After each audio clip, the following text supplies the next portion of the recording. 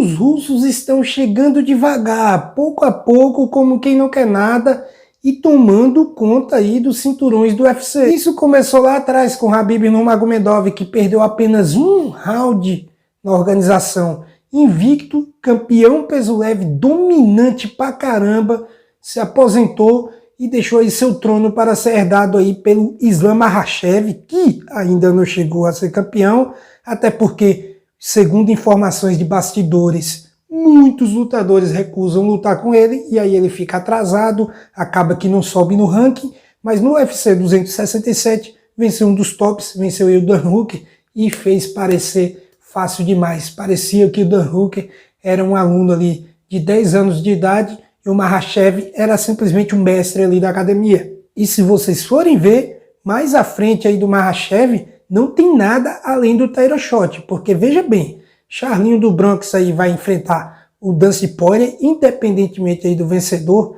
não vai ter revanche imediata. Esportivamente falando, para mim, não faria sentido nenhum. Mediaticamente, também não. Nenhum dos dois é vendedor de pay-per-view, nem nada do tipo. Conor McGregor está afastado sem previsão de retorno. E aí o que a gente vê? Tony Ferguson já era. Tony Ferguson, para mim, não se recupera mais.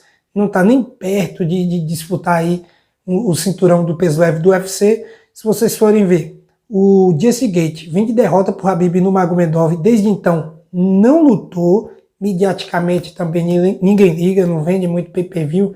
Então não vai voltar no title shot. Michael Chandler acabou de perder para o Charles do Bronx uma disputa de título.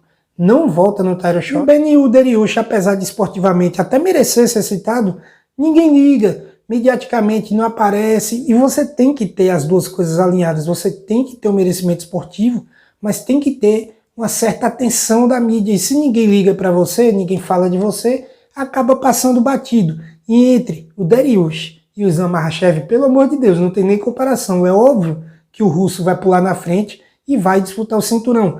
Para mim, o Makhachev só não disputa o título na próxima rodada se ele não quiser. Se ele quiser se manter mais ativo, enfrentar algum outro lutador, por exemplo, o Rafael dos Anjos, a luta que nunca sai do papel, está se recuperando de lesão aí, e ele pode casar com o brasileiro aí pelo title elimination, né? Quem vencer disputa o título na próxima rodada.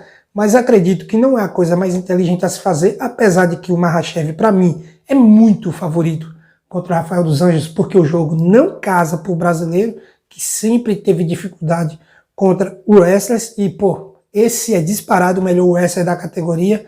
Então, enfrentando o Rafael muito favorito e tal, mas luta é luta, uma mão do Rafael pode entrar e ele vencer. O Rafael tem muita qualidade, eu não estou dizendo que o Rafael é ruim, só estou dizendo que o jogo não casa, mas o Rafael tem qualidade, pode sim arrumar uma vitória e complicar aí o caminho do russo, que já está traçado. Ele está com o title shot na mão, porque não tem outra. Depois da luta do Dustin contra o Charles do Bronx, Conor McGregor, se tivesse na jogada e o Poirier vencesse, mesmo que não mereça esportivamente falando, a gente sabe que mediaticamente é disparado o lutador mais famoso da história do MMA, vende muito pay-per-view, aí tem essa historinha de que a revanche, de que a luta entre ele e o Poirier não acabou, apesar do Poirier ter passado o carro no primeiro round, aquela coisa toda, e com certeza fariam aí Conor McGregor contra Dustin Poirier. Mas como o irlandês está afastado sem previsão nenhuma de retorno, acredito que o Makhachev tem o title shot na mão e vai disputar o título na próxima rodada com muita chance de vencer, principalmente se o campeão for o Poirier, que já mostrou contra o Khabib, que tem uma defesa de queda ridícula, inexistente. Então Makhachev teria tudo para levar para baixo, dominar, finalizar o combate e ser campeão do UFC. Já o Petr Yan é uma realidade. Já foi campeão linear, agora é campeão interino do peso galo do UFC. Na minha cabeça, moralmente falando, é muito mais importante do que o oficial. Ele é campeão indiscutível do peso galo do UFC. O cinturão linear, moralmente, está na mão do russo Petr Yan, porque o Sterling é um fingido de merda. O Petr Yan errou, deu uma joelhada ilegal, que foi uma piada, foi ridículo, o cara não conhece as regras do próprio esporte que ele pratica. Mas o Sterling, a gente hoje vê que naquela noite ele poderia sim ter continuado a lutar, ele fingiu para ficar em posse do cinturão. É um safado, não merece ter um cinturão do UFC, e na boa, quando essa luta acontecer, o Petr Yan tem tudo para ir lá e tirar pra nada o jamaicano. E nessa luta do Ian contra o Cory Sandhagen, que é um dos caras mais talentosos da categoria, e ainda por cima é um cara comprido, um cara grande, muita envergadura, a diferença de tamanho insana, poderia estar lutando no peso pena, diga-se de passagem. O Petr Yan começou perdendo como sempre, mas até comentando ali em grupos de WhatsApp, grupos de MMA com amigos, eu falava, isso aí relaxa, gente, o Ian não vai perder essa luta, ele vai começar a melhorar no combate, pouco a pouco, e vai estressalhar aí o Cory Sandhagen. Sempre acontece isso. O Aldo também começou muito bem contra o Ian. Muita gente se iludiu, achou que o Aldo venceria. E depois, no final das contas, terminou tomando uma passada de carro. O Sterling é a mesma coisa. O Sterling começou muito bem contra o Petr Yan. Na minha opinião, ele começou até melhor do que o Cory Sandhagen.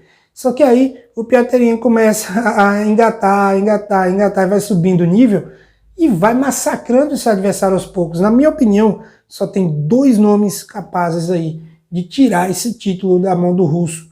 E os 2 estão longe da sua forma ideal, estão longe do seu ritmo de luta. Falo do Triple C, Henry Cejudo, um dos melhores lutadores que eu já vi lutar, mas se aposentou, tem o quê? Uns 2 anos que ele tá parado, já ficou até gordinho, tá voltando à forma, porque vai voltar a lutar, né? Acredito que tecnicamente, se ele conseguir voltar àquela sua velha forma, ele é um problemão aí pro Ian, mas considero o Ian favorito. E o outro é o TJ Dillashaw, que ficou 2 anos afastado por doping, mas tecnicamente, para mim, é o lutador mais genial que eu já vi dentro dessa categoria dos galos no UFC. Só que contra o Cory Sandhagen, apesar de ter vencido, foi uma luta apertadíssima, poderia ter ido para qualquer lado. Se o Sandhagen saísse como vencedor, não seria nenhum garfo. Ele mostrou que está ainda muito fora de ritmo de luta, errando muitos golpes, coisa que ele não errava no seu auge.